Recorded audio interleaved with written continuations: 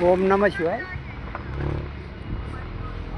अभी ये निर्बीज के बारे में शब्द आया है। निर्बीज, बीज तो रहेगा, बीज नहीं रहेगा तो ये शरीर परिवर्तन नहीं होगा।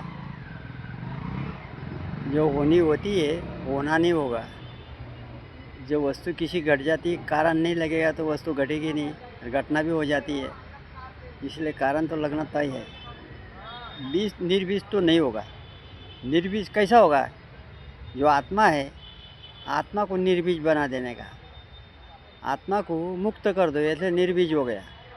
यहाँ कितना भी परिवर्तन हो, उसमें मैं को अंदर शामिल नहीं करने का। मैं कर रहा हूँ, मैं देख रहा हूँ, ये माया हो जाता है। इसमें जो होता है भाई होने दो, भगवान की कृपा से हो रहा है, होने दो। सत्कर्म करे है या विषय का कार्य करे, गलत तो करने वाले नहीं, बराबर।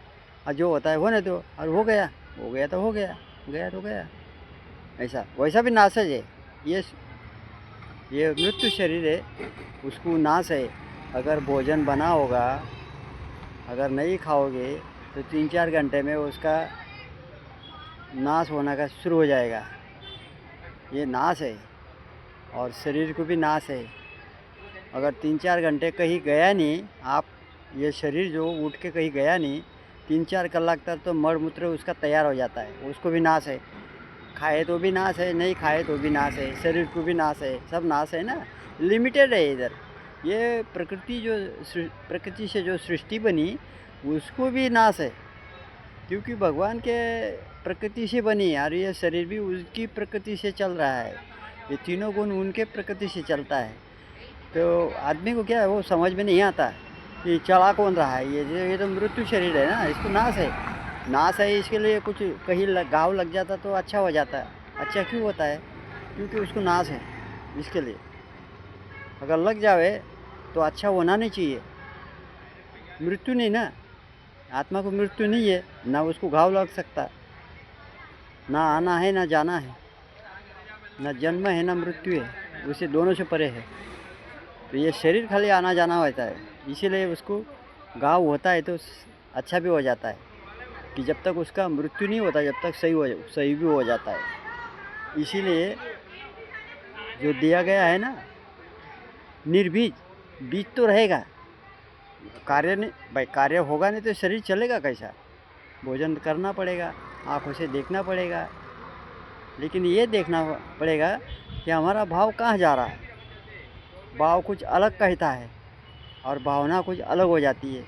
भावना है ना, बदल हो जाता है, उसका परिवर्तन हो जाता है, करते करते परिवर्तन हो जाता है। मन में अनेक बाधाएं होती है, मन में जो अनेक विचार होते हैं। बुद्धि तो वहाँ एक साइड, जब बुद्धि क्या करती, बुद्धि एक साइड पे हो जाती। जब मन अनंत वस्तु के चिंतन करता ना, तो बुद्धि क्या करती, अलग हो जाती, किसी कार्य पे निर्भर होके अपना कार्य में लग जाती। तो उसको हो जाए होना, परिवर्तन तो होना ही है। ये शरीर का भी परिवर्तन होता है, दूसरे जन्म में मिलता है। इसीलिए निर्बीज किसे कहना है? आत्मा को। आत्मा का साक्षात्कार करो एक समान भाव से। उसके जो मन बुद्धि अहंकार चित्त भी कहा गया है शास्त्रों में। इसलिए 5 ज्ञानेंद्रिय दिया है ना, 5 ज्ञानेंद्रिय है। ज्ञानेंद्रिय कौन सी? त्वचा,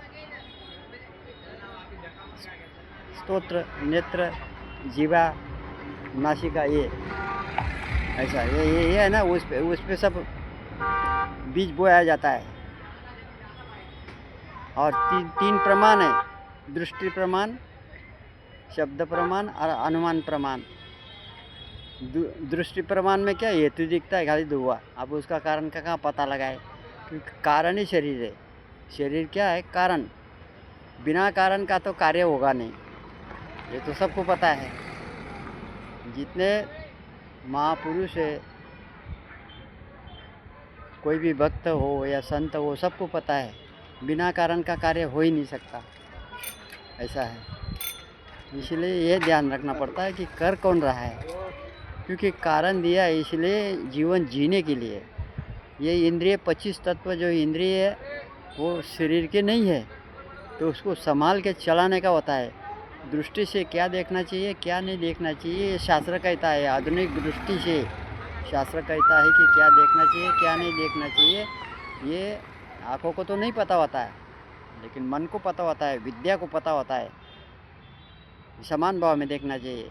जैसे कि घर में हम देखते हैं, पारिवारिक संसार में देखते हैं, बेटी है, पुत्री है, पोती है, बहन है, जगत जननी माता है। इसकी दृष्टि से एक समान भाव से ऐसे देखते हैं अंदर का संसार में। जब बाहर उसकी दृष्टि बदल जाती है तो उसकी दृष्टि में कुछ दूसरा हो जाता है। क्या ऐसा होना नहीं चाहिए। इसलिए मन को यहाँ पर अपने वश में, ये इंद्रिया को वश में रखो। ये 5 खाली ज्ञान नहीं है, उस पे ज़्यादा ध्यान रखो।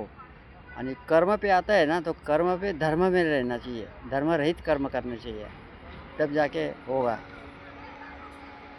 तभी अपना जीवन का उद्धार कर सकते हो। नमस्तुभ्यम।